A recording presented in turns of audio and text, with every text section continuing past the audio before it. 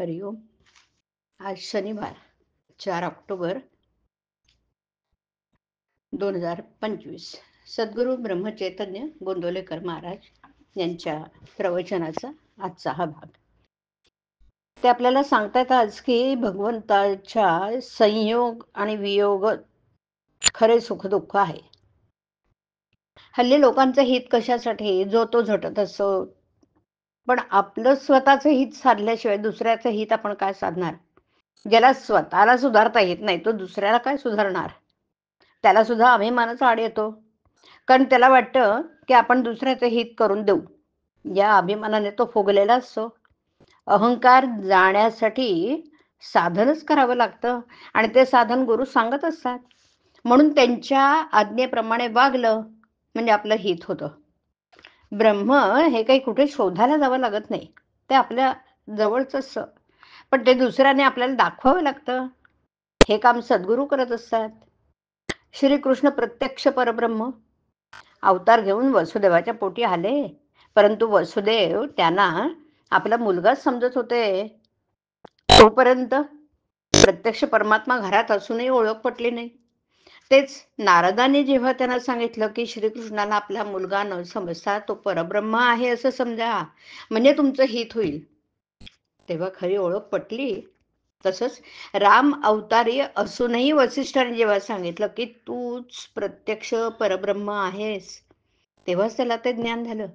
आता हे जरी केवळ आपल्याला दाखवण्याकरता असलं तरी त्याचा अर्थ हा की गुरुने दाखवल्याशिवाय तो परमात्मा भेटत नाही. गुरु तरी काय सांगतात? नामस्मरण हेच साधन म्हणून सांगतात ना. ते दिसायला जितके सोपे तितकेच करायला कठीण असतं.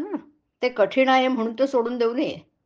आपण देवाला शरण जाऊन साधन करायला लागावं, म्हणजे ते करायला तो परमात्मा शक्ती देतो. जगात खरं सुख नाही आणि दुःखही नाही, हे बरोबर. जगात सुख दुःख आहे असं जे आपल्याला वाटतं ते अपुरं आहे, तात्पुरतं आहे. खरं सुख दुःख भगवंताच्या संयोग वियोगामध्येच आहे. खरं पाहता आपली बुद्धी लवचिक आहे, आपल्या वृत्तीवर कशाचाही परिणाम होतो. म्हणून आपल्या मागे भगवंताचा आधार हवा. आपण त्याचे आहोत आणि जे जे होतं ते त्याच्या इच्छेने होतं असं समजून वागावं. भूक लागली तर आईजवळ खायला मागावं, पण चोरी करू नये. तसं पोटापुरतं भगवंताजवळ मागावं, पण जास्त मागू नये. भगवंत अत्यंत जवळ आहे आणि अत्यंत दूर पण आहे. तसाच तो सर्वव्यापी आहे म्हणून तो आपल्याला दिसत नाही. आपण दरवर्षी भगवंताचा जन्म करतो, याचा अर्थ असा की मागच्या वर्षी आपण जन्म केला हे विसरलो, म्हणून यावर्षी पुन्हा त्याचा जन्म करावा लागला. खरं म्हणजे भगवंताचा वाढदिवस करायला पाहिजे का? भगवंत काल होता, आज आहे, उद्याही राहणार आहे, आणि म्हणूनच त्याचा खरा वाढदिवस होऊ शकतो. भगवंताचं अस्तित्व आपण जागृत ठेवलं तर दरवर्षी जास्त उत्साह वाढेल आणि आनंदाचा वाढदिवस होईल. रामनाम जाणा अक्षरे 2, गुरुमुखे करावी ओळखणं. हरिओम. हरिओम तत्सत. हरिओम.